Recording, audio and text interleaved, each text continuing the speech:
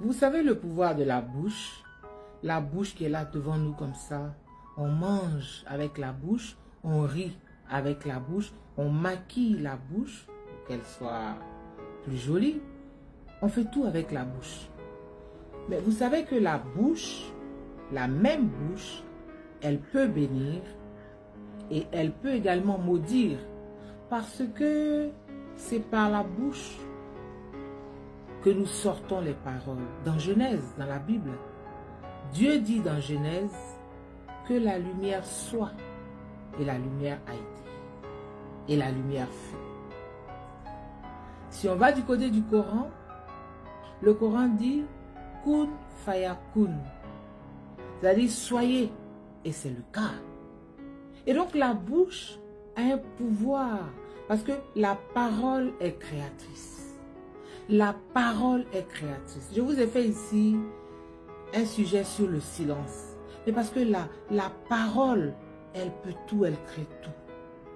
C'est pour ça que on ne s'adresse pas n'importe comment aux gens. Mais aujourd'hui, je vais vous parler des enfants. Vos enfants, nos enfants. Quand tu dis à ton enfant, oh, c'est quel enfant ça?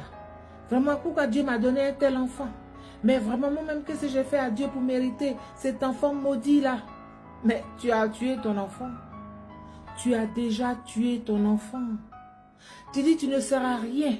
Tu n'es rien, tu ne seras rien. Et tu t'étonnes que quand il est grand, il ne devienne rien. Qu'il vole, qu'il se drogue, qu'il soit dans les femmes, dans les alcools, dans les choses comme ça. C'est la parole que tu dis à ton enfant. C'est ça. C'est pour ça que même si on est fâché, même si tu es fâché, comment? Si tu veux, tape-le sur les fesses. Si tu veux, dis-lui, va loin de moi. Mais ne dis pas des paroles qui vont impacter la vie de ton enfant négativement. Quand tu dis à un enfant, tu n'es rien, mais il va devenir quoi? Tu ne seras jamais rien, mais il va devenir quoi? Quand tu dis à un enfant, mais tu es maudit. Il y a des mamans qui parlent comme ça. Je parle surtout aux mères. Parce que les mères sont plus virulentes. Il y a des mamans qui, leur colère dépasse tout entendement. Et elles disent des choses comme ça. Quand tu dis une chose comme ça à ton enfant, tu es maudit. Mais Dieu, qu'est-ce que j'ai fait? Mais pourquoi? Parce que Dieu même lui dit, il dit, il sera fait selon ce que vous dites à mes oreilles. Ça veut dire, ce que tu dis là, Dieu même il encaisse ça. Donc, quand tu maudis ton enfant, tu l'as déjà livré au diable. Quand le diable vient le prendre, il dit, sauf si sa maman n'a pas dit. Sauf si sa maman ne l'a pas livré. Et comme tu l'as livré toi-même, Dieu il a entendu, mais il ne va rien faire. Parce que c'est toi-même qui as donné ton enfant. C'est pour ça que mesdames, maman, les enfants disent maman. Quand mon fils était petit, il disait maman.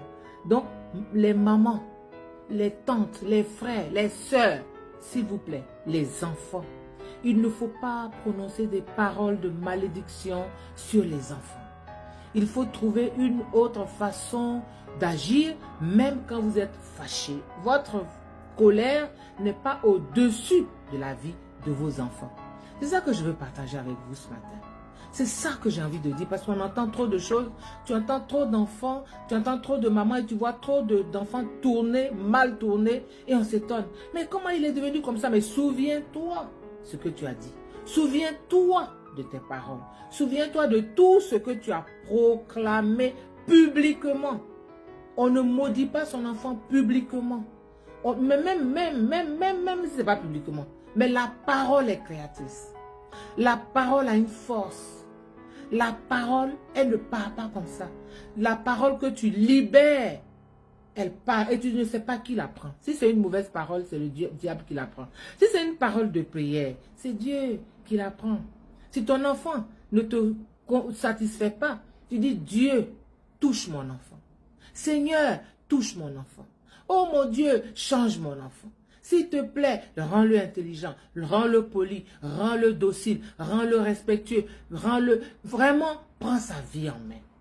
Voilà les paroles que tu dois prononcer sur la vie de ton enfant. Mais pas, oui, je te maudis, tu n'es rien, tu ne seras jamais rien. Et encore, quand avec le père, ça ne va pas, tu es comme ton père. Mais ça veut dire quoi? Tu es comme ton père. Vous êtes deux à l'avoir conçu.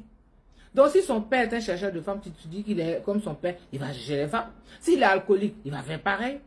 il ne faut pas se perdre. La parole est créatrice. Ta bouche qui bénit, c'est la même bouche qui maudit. Donc, il faut faire attention à ce qu'on dit. Ok?